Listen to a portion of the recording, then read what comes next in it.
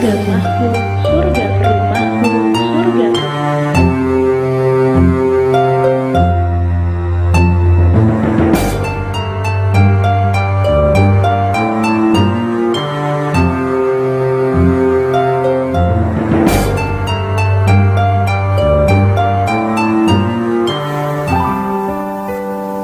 Assalamualaikum warahmatullahi wabarakatuh. 90.1 Fast FM Family Radio, warna baru untuk keluarga.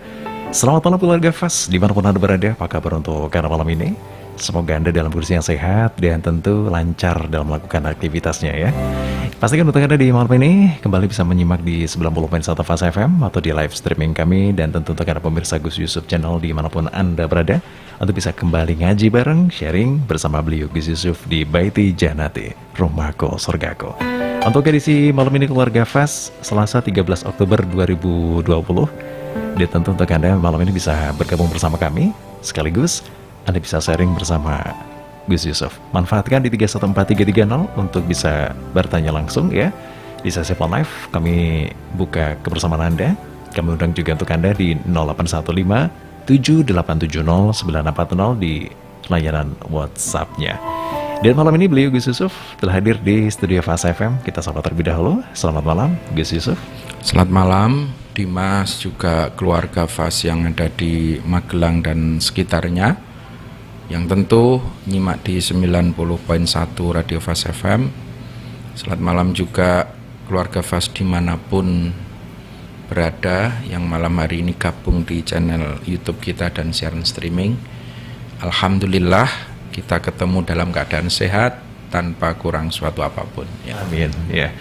Oke, untuk keluarga Fast yang malam ini di Magelang, alhamdulillah suasananya masih terasa stabil ya dan kondusif sekali di tempat Anda. Semoga juga nyaman seperti juga halnya di Magelang yang terkenal dengan kota sejuta bunga ini ya. Sama halnya di beberapa tempat yang lain, sejuk dan juga ngayemin ya. Meskipun hari ini Gus tadi juga masih banyak ada beberapa aksi demo yang dilakukan terkait dengan Omnibus Law ini Gus. Sebenarnya sejauh ini banyak sekali yang mengatakan ada beberapa aturan Omnibus Law Cipta Kerja yang dianggap merugikan ini. Apakah benar itu Gus? Jadi memang setiap kebijakan itu pasti ada pro dan kontra. Sebetulnya itu hal yang wajar-wajar saja dalam alam demokrasi ya. Ada demo itu juga hak gitu ya. Yang terpenting asal tidak anarkis, itu saja sebetulnya. Kalau kita berbicara tentang Omnibus Law itu secara sederhana adalah penyederhanaan beberapa undang-undang. Karena di Republik kita ini masih banyak perundang-undangan yang tumpang tindih. Begitu. Misal kita pengen bikin satu usaha, izinnya itu bisa harus di 4 atau 3, 4 bahkan 5 kementerian. Masih ribet. Belum lagi izin yang tumpang tindih antara pusat, provinsi dan daerah. Terlebih dengan semangat munculnya otonomi daerah ini. Ini sangat menyulitkan kepada para investor. Orang mau usaha setiap izin dan itu butuh duit. Hingga kadang ngider izin aja, izinnya turun, modalnya udah habis. Biasa nah, gitu ya. Ini yang menjadikan mungkin beberapa investor itu banyak yang juga lari dari Indonesia. Mundur teratur itu kan. Nah, sejalan dengan itu Pak Jokowi punya keinginan untuk menyederhanakan perizinan itu agar iklim investasinya lebih kondusif. Karena dampak pandemi ini juga luar biasa. Akan menimbulkan jutaan pengangguran baru. Nah, ini bagaimana agar undang-undang Cipta Kerja ini betul-betul bisa memunculkan pekerjaan-pekerjaan baru. Tapi lah ini tentu di situ juga banyak kepentingan. Ada yang dumpleng penumpang gelap itu di pasal-pasal itu. Terutama ya pengusaha-pengusaha yang punya kepentingan. Lah itu yang dikritisi oleh beberapa pihak termasuk mahasiswa. Karena beberapa pasal dianggap merugikan buruh gitu loh. Oke. Ya, merugikan buruh. Saya sepakat bahwa undang-undang ini harus dikritisi gitu loh. Agar betul-betul mencapai hasil yang maksimal. Maksimal itu loh. Oke. Meskipun ini sudah diketok palu, tapi kan draftnya aja katanya juga belum final, gitu kan? Iya. Juga kita punya peluang melakukan peninjauan ulang atau judicial review kan? Jadi masih ada. Jadi intinya begini Dimas, Iya, Gus. undang-undang apapun itu bukan Al-Quran, bukan Al-Hadis yang masih bisa dirubah, Iya. masih tidak hanya dikritisi, dirubah. Nah, cuman perjuangannya ini yang memang harus dilakukan itu loh. Oke. Beberapa pasal-pasal mungkin perlu dikritisi, tidak terus gelundung semprong ditolak mentah-mentah gitu loh. Oke. Nah, jadi saya kalau secara pribadi memahami dan menghargai rekan-rekan mungkin yang tidak sepakat dan melakukan unjuk rasa, asal itu masih dalam istilahnya ketertiban, bukan anarkis, dan juga tentu di follow up dengan melalui jalur legal sebagaimana mengajukan gugatan ke MK atau judicial review atau apapun bahasa-bahasa hukumnya. Iya. Tetapi kita juga harus menghargai niat baik dari pemerintah Begitu. untuk bagaimana membuka pintu lowongan pekerjaan sebanyak-banyaknya untuk generasi muda kita. Tapi sekali lagi asal betul-betul niatnya untuk itu. Iya. Tapi kalau sudah melenceng ya harus dikritisi bareng-bareng. Begitu.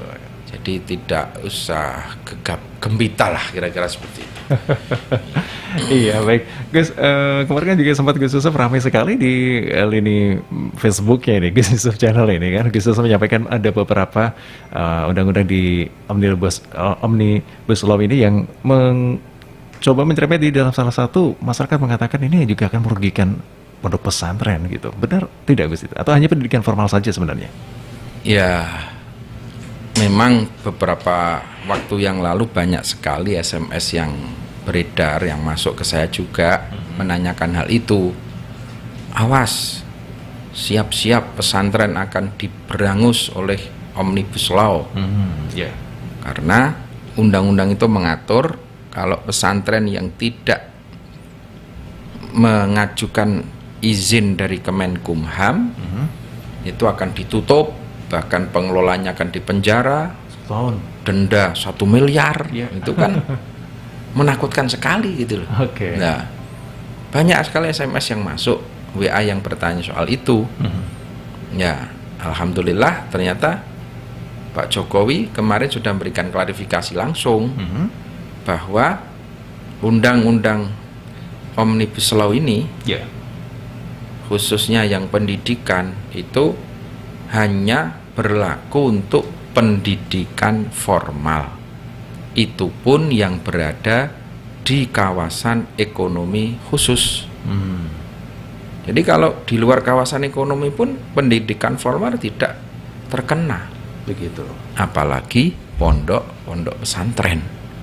Tentu ini di luar Omnibus Law. Pondok pesantren tetap mengikuti peraturan-peraturan dari Kementerian Agama selama ini. Daftar di Kementerian Agama sudah cukup dan lain sebagainya gitu loh.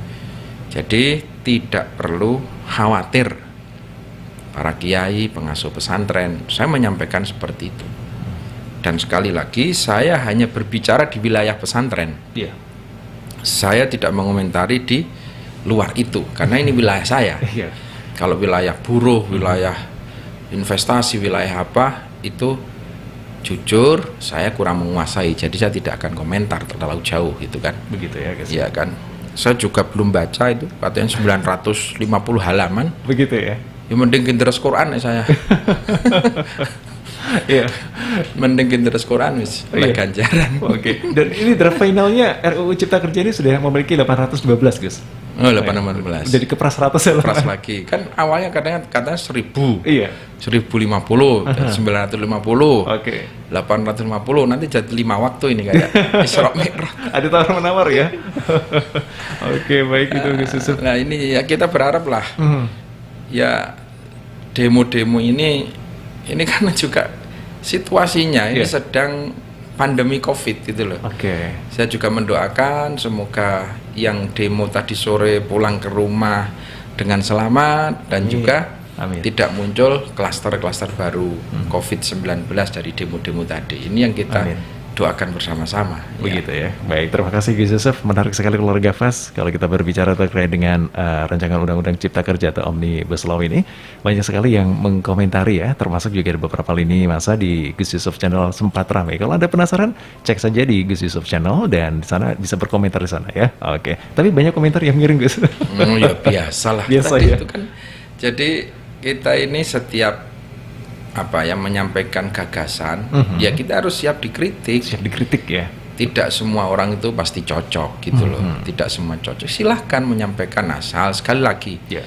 masih dalam bahasa-bahasa yang normatif, tidak pakai bahasa-bahasa yang sarkas, yang nggak masalah. Ya. Ya, baik. Terima kasih Gus Yusuf. Oke.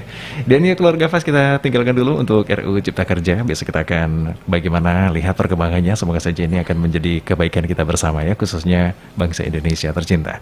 Malam ini seperti biasa kami akan melanjutkan di Baiti Janati dengan beberapa tema yang sudah kami rangkum di malam ini di redaksi Baiti Janati Rumahku Surgaku, termasuk juga untuk surat yang sudah Anda kirimkan di Jalan KH Hasyim Asy'ari nomor 7 Pakutan, Tegalrejo, Magelang. Ada beberapa surat yang sudah masuk ya, termasuk di era kekinian pun milenial kami masih bisa melayani Anda keluarga FAS yang belum menikmati betul bagaimana kemajuan gadget ya atau teknologi. Ini ada surat yang sudah masuk, mungkin pemirsa Gus Yusuf Channel bisa menyaksikan. Ini ada surat yang dikirimkan ke redaksi Baiti Janati melalui pos ya. Oke. Sementara untuk email yang sudah masuk juga sudah kami rangkum dan juga beberapa WhatsApp yang sudah masuk di malam ini kami akan jadikan tema di malam ini. Assalamualaikum warahmatullahi wabarakatuh. Selamat malam Gus Yusuf dan Mas Dimas di redaksional Baiti Janati. Alhamdulillah wa syukrulillah, malam ini kami sekeluarga bisa kembali mendengarkan kajian serta tausiah dari Gus Yusuf. Semoga berkah manfaat bagi kami dan seluruh keluarga FAS ya. Amin. Gus Yusuf, bersama dengan surat ini, izinkan saya mengajukan beberapa problematika yang sedang saya hadapi. Saya seorang ibu rumah tangga dan anak saya yang pertama saat ini sudah kelas 3 SMP nih Gus. Di usianya yang menginjak remaja ini, sungguh membuat saya selalu khawatir dengan pergaulannya. Di masa pandemi anak kita tidak masuk sekolah ya. Sekolah hanya melalui handphone, PJJ lah orang mengatakan, atau daring gitu. Nah, malah sering main dan bergaul di luar ini karena bosan dengan gadgetnya itu. Akhir-akhir ini anak saya juga agaknya sudah mulai kurang beretika terhadap orang tua ini. Susah dinasihati, suka berkilah, kemudian sudah mulai berani berbohong ketika pamit keluar ya. Bahkan ketika memegang gadget pun selalu buru-buru disembunyikan. Ada sesuatu yang khawatir diketahui oleh orang tuanya. Ada apa ini? Saya khawatir dengan hal ini Gus Yusuf. Nah, saya mohon kepada Gus Yusuf untuk berkenan memberikan bimbingan dan nasihat kepada kami, para orang tua yang mempunyai anak remaja, agar kami senantiasa waspada terhadap pergaulan lingkungan di sekitar kita. Apalagi hari ini banyak remaja sudah mulai merasa bosan di rumah, akhirnya ikut-ikutan menikmati hiburan, tanda petik, dengan demo, wah, dan unjuk rasa. Yang notabene mereka tidak mengerti duduk perkara yang diributkan atau didengung-dengungkan oleh para demonstran ini. Mereka hanya ikut-ikutan saja dan mereka menganggap ini adalah ajang hiburan katanya.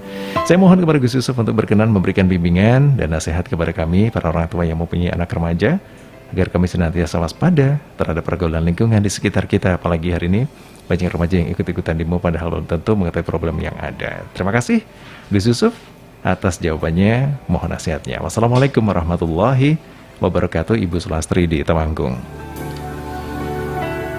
Waalaikumsalam untuk Ibu Sulastri yang ada di Temanggung.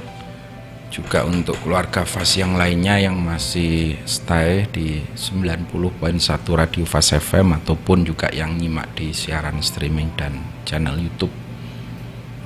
Kegelisahan orang tua, terutama ibu-ibu, akhir-akhir ini memang meningkat, Dimas. Jadi apa yang dirasakan Ibu Sulastri ini juga dirasakan oleh ibu-ibu yang lainnya. Ketika hanya melihat anak-anak itu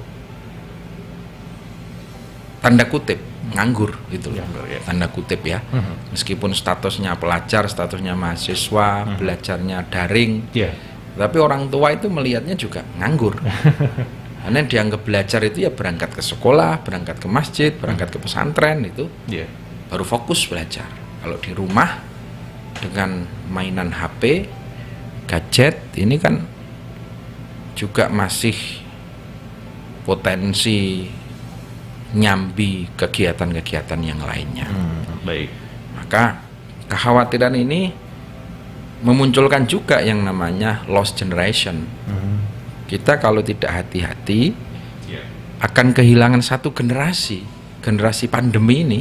Ya, karena memang ya seperti yang kita lihat hari ini, sekolah tatap muka juga belum bisa dimulai. Guys. Mungkin di beberapa titik masih uji coba ya. Betul. Ya, kampus juga begitu.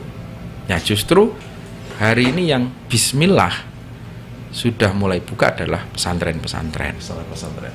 Ya. Meski pesantren dengan segala risiko, dengan protokol ketat, dengan juga kontrol yang luar biasa, tapi sudah mulai. Karena pesantren itu punya watak kemandirian. Ini yang tidak dimiliki oleh sekolah-sekolah formal karena sangat berjenjang dan tergantung dengan kebijakan-kebijakan di atasnya. Kalau pesantren kan tidak. Jadi memang ibu-ibu yang hari ini punya anak-anak remaja ini memang harus ekstra hati-hati. Karena banyak sekali anak-anak yang justru hari ini sangat-sangat terpengaruh dengan lingkungan ataupun terpengaruh dengan teman-temannya. Memang disampaikan bahwa anak-anak itu akan sangat terpengaruh dengan lingkungannya.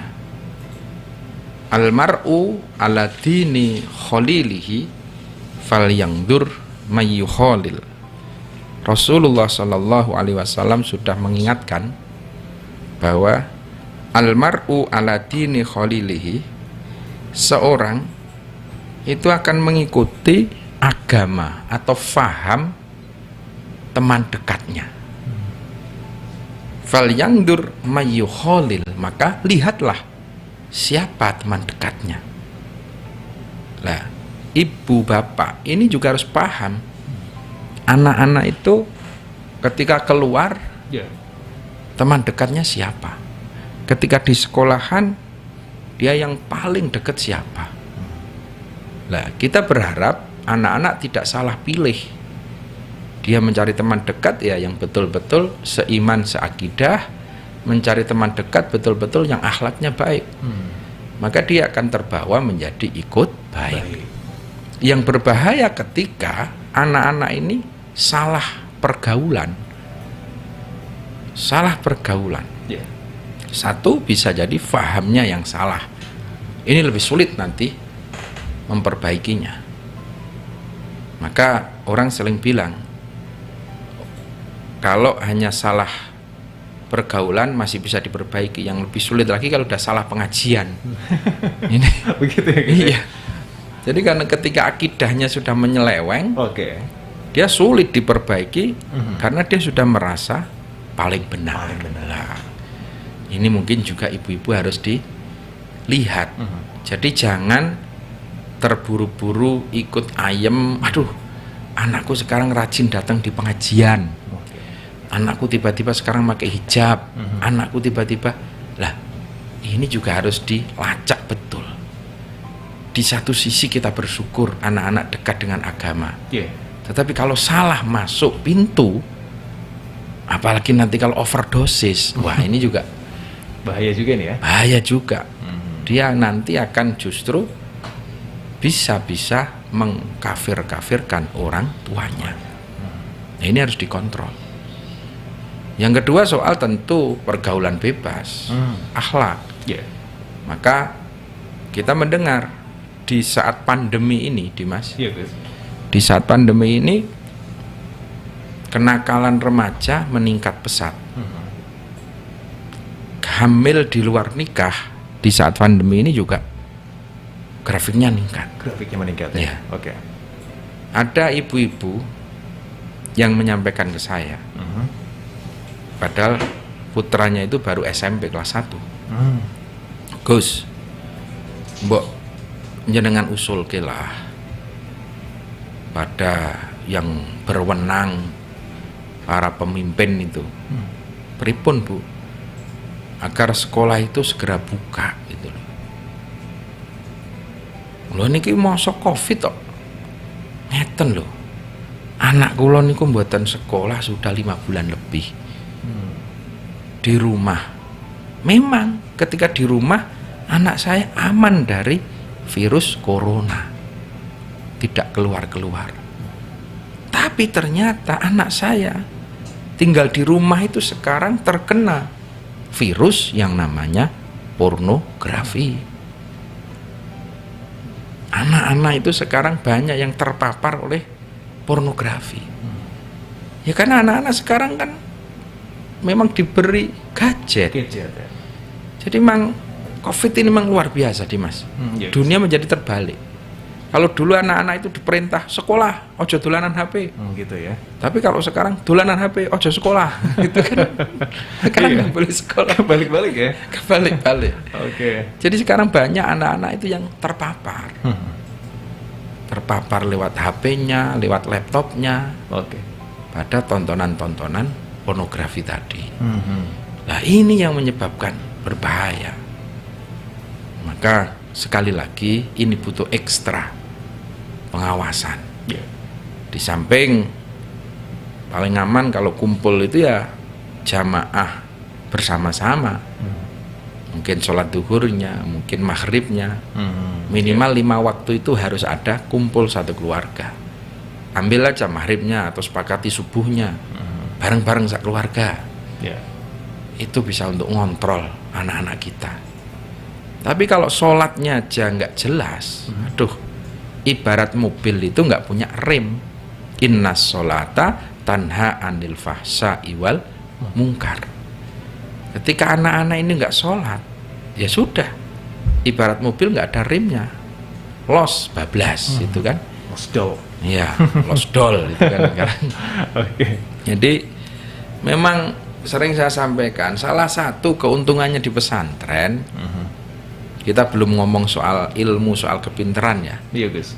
Minimal itu anak-anak itu sholatnya kopen, 5 waktu itu terjamin, karena dikontrol terus oleh para pengurus. Iya. Yang kedua tentu anak-anak aman dari HP, pengaruhnya yang luar biasa, karena di pesantren anak-anak dilarang memegang HP. Nah itu beberapa hal. Jadi saran saya cuma satu, awasi, kontrol pergaulannya, kontrol aktivitasnya anak-anak itu. Iya. Kalau punya HP ya harus di scroll, HP-nya itu gunakan untuk apa juga harus tahu orang tua gitu loh. Tapi sekarang HP semakin canggih, malah justru orang tua nggak bisa buka. Pinter anaknya nih ya. Pinter anaknya kadang-kadang seperti itu kan. Oke. Nah, yang penting itu. Lah kalau memang jenengan sudah tidak sanggup untuk mengontrol, langkah praktis ya masukkan putra putri jenengan ke pesantren. Insya Allah aman. Amin, Ya. amin ya rabbal alamin. Baik, terima kasih Gus Yusuf. Dan untuk karena keluarga Fas ya, ada pertanyaan dari Bu Sulastri di Temanggung dan juga ibu-ibu yang lain yang saat ini sudah memberikan satu sharingnya bahwa saya mengawasi pergaulan anak remaja di saat ini, masa pandemi ini sangat luar biasa sulitnya ya. Apalagi kalau saat ini PJJ masih daring, tentu tidak lepas dari namanya gadget. Ini perlu di screening ya, perlu difilter dan kita perlu mengawasinya. Oke, dan selamat malam di Malam ini untuk keluarga Fas yang baru saja bergabung di 90.1 Fas FM, untuk Anda juga yang sedang mendengarkan di live streaming atau pemirsa Gus Yusuf Channel dimanapun Anda berada. Baik, kami buka untuk sesi phone live. Yang pertama ada siapakah di malam ini? Assalamualaikum Fas FM. Iya. Nggih. Oh, nggih.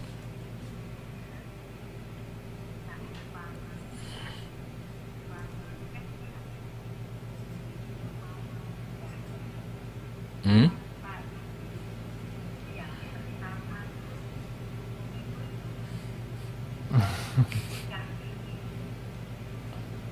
Anjir. Ini Ibu Tri ini suami ibu atau tetangga? Suaminya tetangga ini? Oh, suami tetangga. Oh, sudah menikah lagi. Tapi diizinkan ya, Bu? Oke, tidak mengizinkan ya, Bu ya. Baik kalau begitu.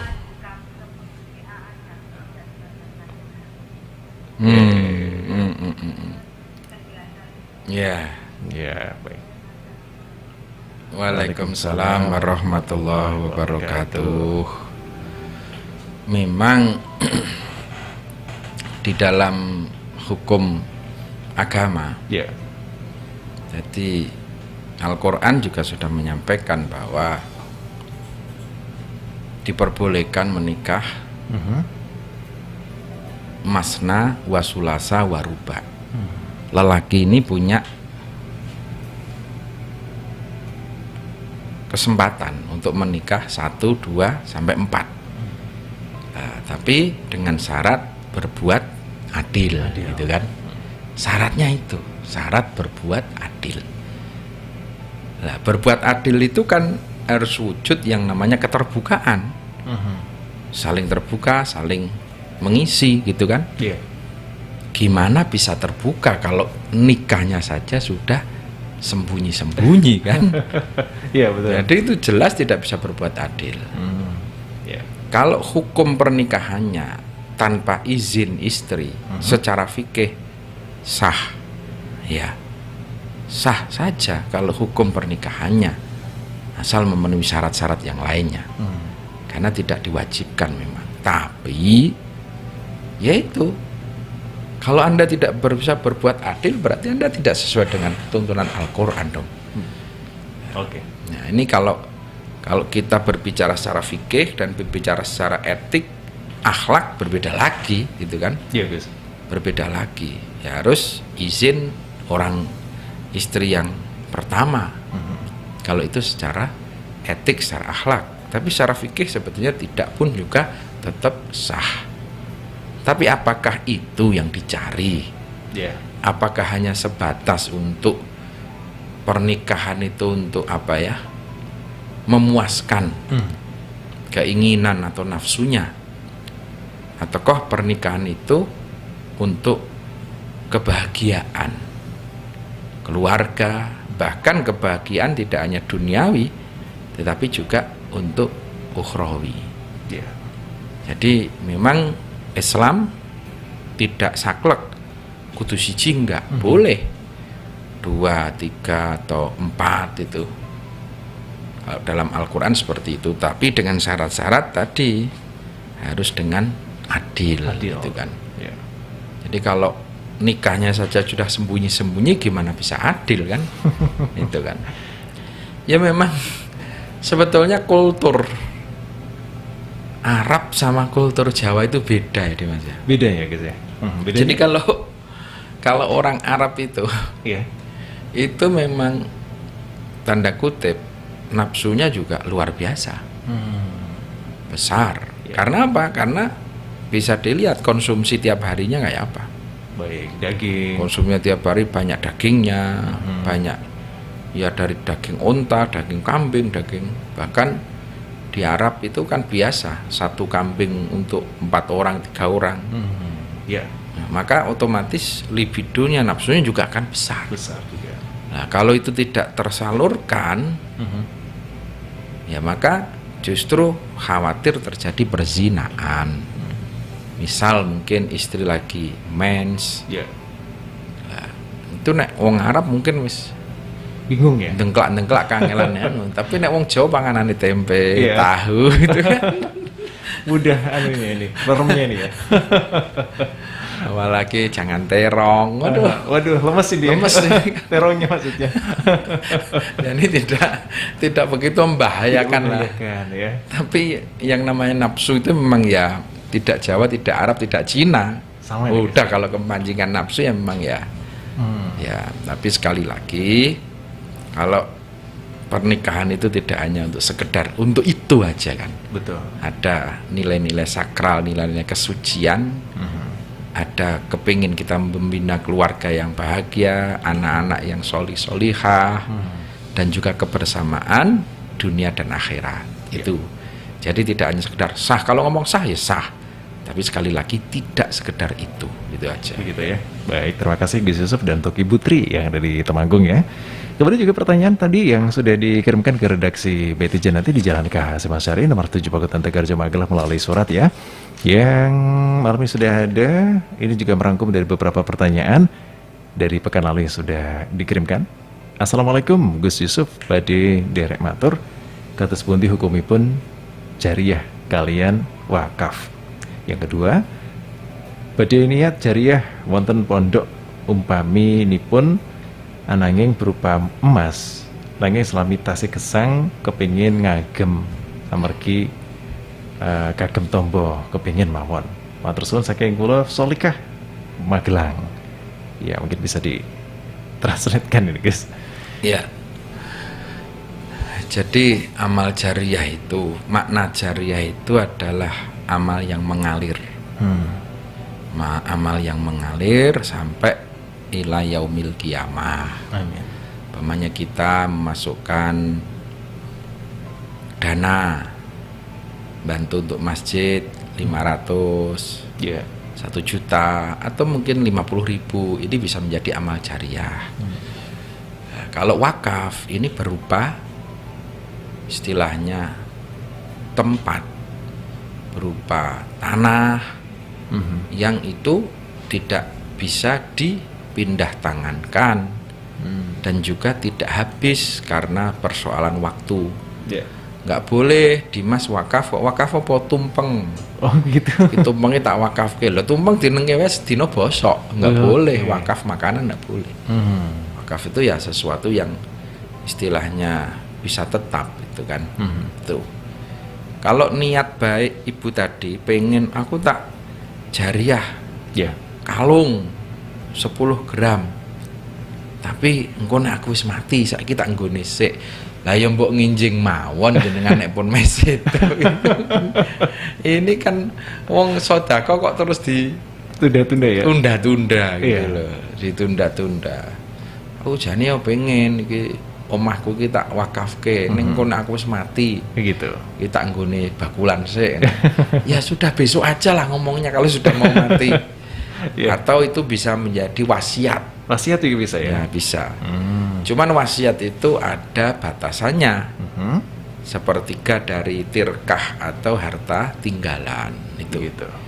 Jadi yang pengen jenengan jariyah ke masih pinten gram itu loh. Begitu. Kalau emasnya 1 kilo mungkin nggak boleh. Boleh.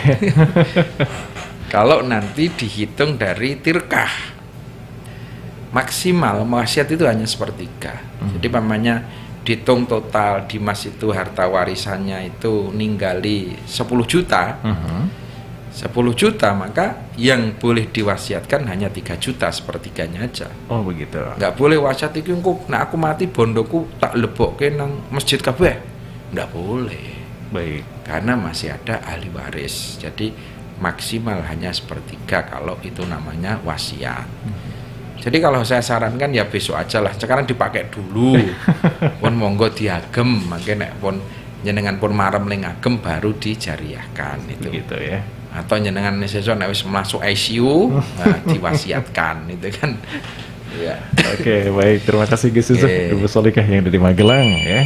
Berikutnya, oke, ini ada yang ingin gabung lagi di 314330. Baik deh kalau gitu kami buka dulu. Assalamualaikum Fas FM.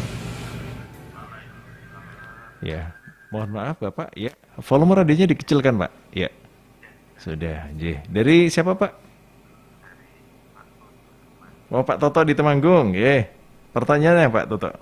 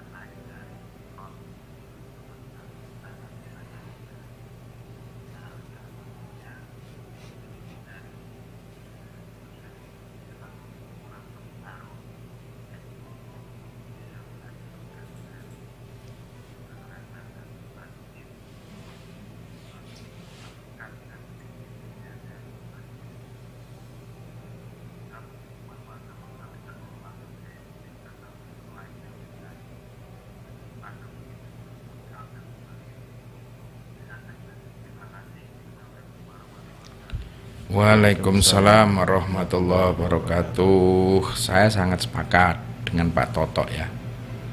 Kita tidak kurang-kurang Pak Toto untuk selalu memberikan penyadaran, dan memang kita tidak boleh bosan untuk selalu mengajak dan mengajak. Karena kesadaran untuk bersama-sama, kesadaran untuk berbagi, ini memang harus terus kita ketuk gitu. Ya alhamdulillah saya melihat progres Temanggung ini bagus. Untuk koin NO Temanggung itu bahkan 1 bulan bisa masuk 60 sampai 80 juta. Ya, dan saya berharap ini akan terus meningkat. Banyak anak-anak kita yang memang tidak mampu, padahal tadi disampaikan punya potensi, bocah pinter, bocah akhlaknya apik. Ya ini harus menjadi tanggung jawab bersama. Bisa jadi tanggung jawabnya Lazisnu kalau memang ada dana, atau tanggung jawabnya masyarakat. Bahkan saya pernah ditanya, bolehkah kas masjid untuk memberikan beasiswa ngaji ke pesantren? Saya jawab boleh, asal itu dimusyawarahkan. Masjid ini kan butuh regenerasi. Jangan sampai masjid ini nanti kehilangan arah. Masjid kehilangan pimpinan. Ini menjadi masjid bangkrut namanya. Maka masjid pun juga harus berpikir tentang regenerasi. Ketika di kampung sekitar masjid mungkin kayak ono bocah yatim ngajini kok pinter, ayo di pondok ke bareng-bareng. Syukur bisa ditanggung person by person ya. Tapi kalau tidak, ngambil dana masjid juga boleh. Tapi itu harus sekali lagi kesepakatan. Nek orang rembukan engko mungkin ngeragati anake tak mire dhewe, itu kan bahaya kalau itu. Harus dikawal ya. Harus dikawal itu loh. Yang kedua juga desa. Saya pernah di Temanggung, saya ngusulkan ke salah satu kades, Pak, kok sampean ki mulai mikir kanggo disone gitu loh. Pripun Gus? Nek sekolah ki wis ana bos, ana beasiswa macam-macam, pesantren yang belum ada. Tulung desa sampean kalau ada bocah sing kepengin mondok dibantu, syukur dicukupi. Terlebih anak-anak yang tidak mampu, anak yatim, duafa. Nah, ini alhamdulillah saya sudah mendengar desa tersebut sudah mulai menganggarkan. Beberapa waktu yang lalu ketemu lagi sama lurahnya, alhamdulillah Gus, kemarin Syawal kita memberangkatkan 14 orang. Ada yang ke Lirboyo, ada yang ke Sarang, ada yang ke Tebuireng. Itu full ditanggung oleh desa. Nah, hal seperti ini harus ada terobosan-terobosan itu. Oke, kita berharap dari Lazisnu, iya. Terus kita push Lazisnu. Tapi juga kita harus mencari terobosan-terobosan yang lain. Karena sekali lagi ini sangat urgent soal pendidikan agama. Ini sangat penting. Jangan sampai desa-desa panjenengan itu kehilangan kader. Atau bahkan ada kader baik nanti masuk beasiswa non muslim, ini juga kita ikut prihatin ya. Baik, terima kasih. Ya, dan harapkan nanti kader-kader itu kembali lagi ke desanya, guys ya. Iya, ya itu yang kita harapkan. Jadi kalau desa itu sekarang banyak anak-anak yang masuk di pesantren-pesantren, ibaratnya itu kan sudah punya tanaman. Iya. Nanti mungkin 5 tahun lagi akan panen, atau 7 tahun lagi akan panen. Itu yang bisa diharapkan di situ. Begitu. Baik, terima kasih Gus Yusuf untuk Pak Toto yang ada di Temanggung ya. Berikutnya kami ucapkan selamat malam dan terima kasih. Ini ada WhatsApp yang sudah berkedip-kedip ini ya, mau segera dijawab ini. Assalamualaikum, selamat malam Gus Yusuf. Saya Vida dari Cirebon. Wow, jauh juga ini. Vida dengarkannya melalui apa ini? Mungkin Gus Yusuf Channel ya. Oke. Vida dari Cirebon, maaf mau nanya, mohon diterangkan surga di telapak kaki ibu itu maksudnya apa ya Gus ya? Gimana ini Gus kalau ibunya bermaksiat itu? Apakah kita tetap bisa menghormati seorang ibu? Terima kasih. Jadi al-jannah tahta aqdamil ummahat. Itu satu hadis ya. Jadi surga itu memang ada di bawah telapak kaki ibu. Artinya anak itu harus memuliakan kepada ibu. Anak harus berbakti kepada ibu. Sampai disampaikan di hadis yang lain bahwa ridollah bi ridol walidain. Kalau sampeyan sholat, ibadah, seberapapun tingkat ibadah sampeyan, kalau tidak mendapatkan ridho ibunya, juga bapaknya, atau salah satunya, maka amal ibadah kita akan menjadi sia-sia. Jadi perintah ibu itu harus ditaati, wajib, walau kafiron. Perintah orang tua, senajan orang tuanya itu kafir. Yang tidak boleh ditaati adalah perintah yang bertentangan dengan syariat Islam. Ibu merintah ke anak kon mabuk, wah ini harus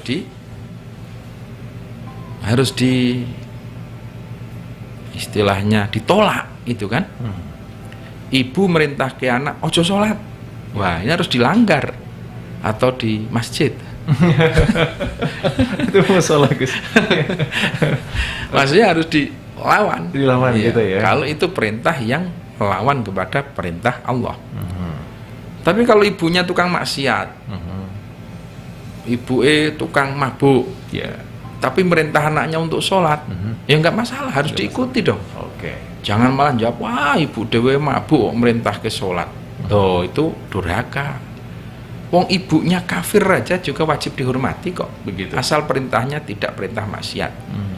Mamanya ibunya minta, ibu pijeti kesel.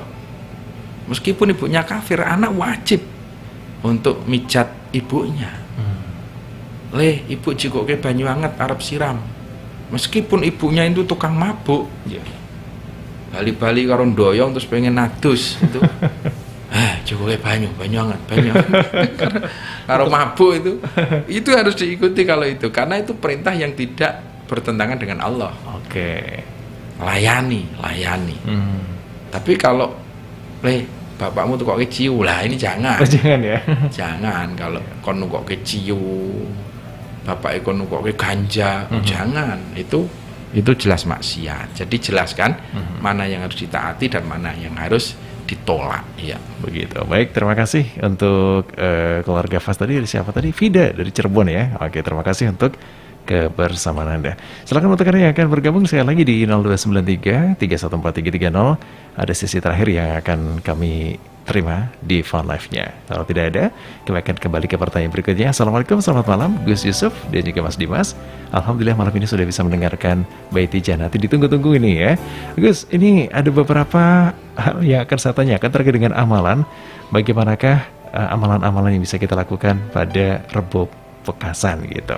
Karena banyak sekali masyarakat yang sudah bertanya-tanya dan biasanya di tempat kami melakukan sedekah ini Gus. Baikkah dan seperti apa sebaiknya untuk kita laksanakan? Terima kasih. Ya, betul sekali bahwa besok siang itu kalau orang Jawa sering mengatakan Rebu Wekasan atau Rabu Pungkasan. Nah, Rebu Wekasan itu terjadi di bulan Safar. Memang menurut ahli kasyaf dan ahli makrifat, ahli-ahli hikmah itu mengatakan bahwa di hari Rabu terakhir bulan Safar ini akan turun 320.000 bencana.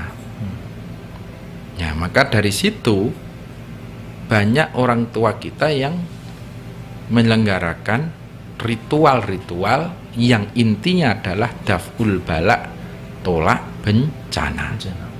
Tolak bencana. Tapi itu tidak boleh kita mengadakan satu amalan yang diada-adakan, sholat yang diada-adakan, itu tidak boleh. Qala al-allamah asy-syekh Yainuddin Tilmidz Ibnu Hajar Al-Maki fi kitabihi, Syekh Zainuddin muridnya Ibnu Hajar Al-Maki berkata fi kitabihi Irsyadul Ibad, di dalam kitab Irsyadul Ibad, ka ghairihi min ulama il-madhab, sebagaimana pendapat-pendapat ulama yang lain.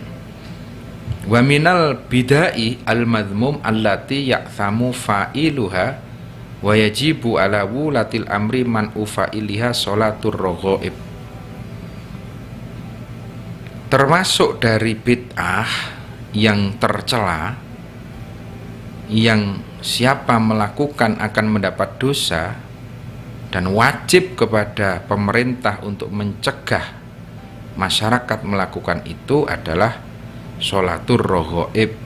Contohnya isnata asyrota rokatan bainal isa'aini lailata jum'atin min rojab, yakni sholat 12 rakaat di antara maghrib dan isya pada Jumatnya bulan Rojab. Qultu wa misluhu sholatus safar faman arada fi waqtin min hadhil awqat falyanwi an-nafla al-mutlaq. Jadi tidak boleh kalau kita sholat itu usolli sunnatas safar namanya, karena itu tidak ada tuntunannya. Apalagi usolli Rebu Wekasan, wah itu bid'ah al-madhmum, bid'ah yang tercela seperti itu. Nah, kalau Anda ingin melaksanakan sholat di bulan Safar dengan niat tolak bala, itu bisa dilakukan, yakni sholat naflil mutlak. Faman arada fi waqtin min hadhil awqat falyanwi an-nafla al-mutlak. Kalau kamu berkehendak melakukan sholat di hari itu, maka niatkanlah sholat sunnah mutlak. Usolli sunnatan rok'ataini lillahi ta'ala. Itu malah boleh. Tapi kalau ditambahi sholat Rejab, sholat Safar, sholat, nah itu ya nggak boleh. Tapi kalau kita sholat niatnya sunnah mutlak, itu malah boleh. Min ghairi adatin muayyanin, dengan tanpa menentukan berapa bilangan rakaatnya. Ya, maka banyak yang dilakukan di masyarakat kita. Ada yang melakukan tadi ba'dal maghrib, sudah. Ada yang melakukan malam hari, ada juga yang melakukan besok setelah sholat duhur. Itu yang biasanya dilakukan di masyarakat-masyarakat pedesaan. Jadi sekali lagi, niatnya niat sholat sunnah mutlak. Yang dibaca biasanya kalau di bulan Safar, ini sholatnya 4 rakaat 2 salaman. Setelah Al-Fatihah itu membaca surat Al-Kautsar 17 kali, Al-Ikhlas 5 kali, Al-Falaq dan An-Nas 1 kali. Itu setiap rakaat setelah Fatihah. Nanti 2 rakaat salam, naik lagi 2 rakaat salam. Nah, insya Allah ini akan menjadi wasilah, menjadi perantara kita terhindar dari bala, dari musibah di bulan Shofar dan bulan-bulan selanjutnya. Amin. Ya, begitu mungkin Mas. Baik, terima kasih Gus Yusuf dan untuk keluarga Fas dimanapun Anda berada. Malam ini tak terasa kebersamaan kita, wah sudah habis nih di penghujung acara bola ini. Oke, yang malam ini baru saja bergabung di 90.1 Fas FM atau untuk Anda yang baru saja mendengarkan di live streaming kami. Dan tentu untuk Anda pemirsa Gus Yusuf channel dimanapun Anda berada di malam ini yang sudah menyaksikan siaran kami. Semoga ada ilmu yang bermanfaat kita dapatkan untuk Anda dan keluarga kita tentunya. Tetapi untuk Anda yang baru saja bergabung, jangan khawatir, ada closing statement dari Gus Yusuf di malam ini.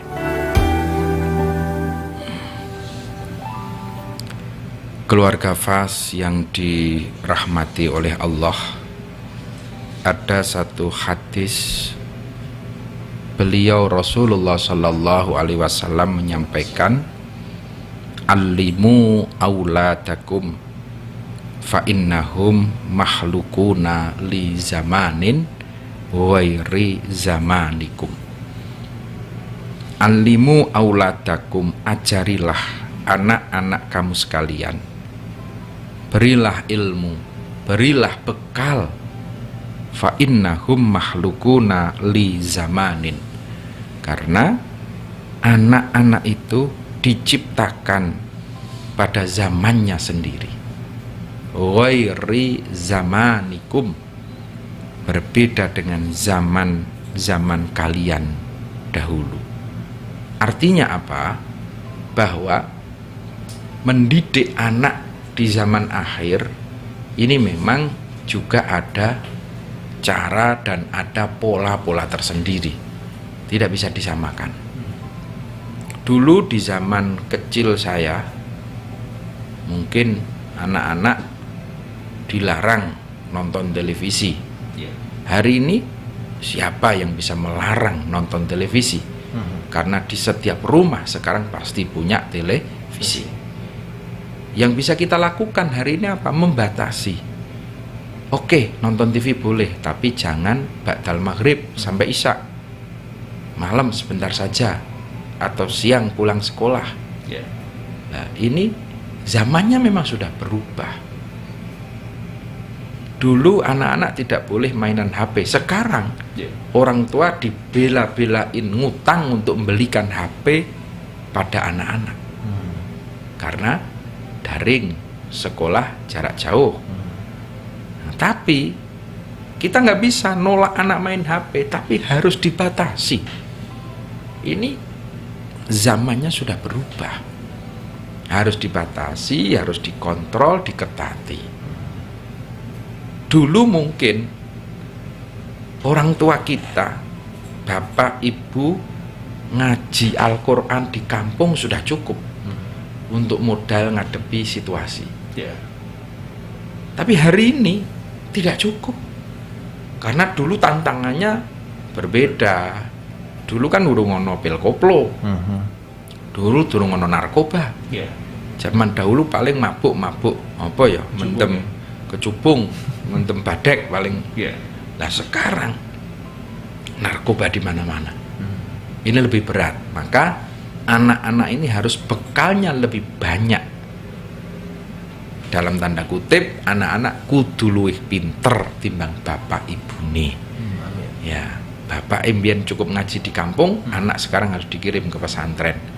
Bapak mung iso maca Quran, anak sekarang harus paham, ngerti makna isi dari Al-Quran. Insya Allah anak-anak kita akan selamat hidup pada zamannya. Amin. Ya, terima kasih. Baik, terima kasih Gus Yusuf dan untuk keluarga Fas dimanapun Anda berada.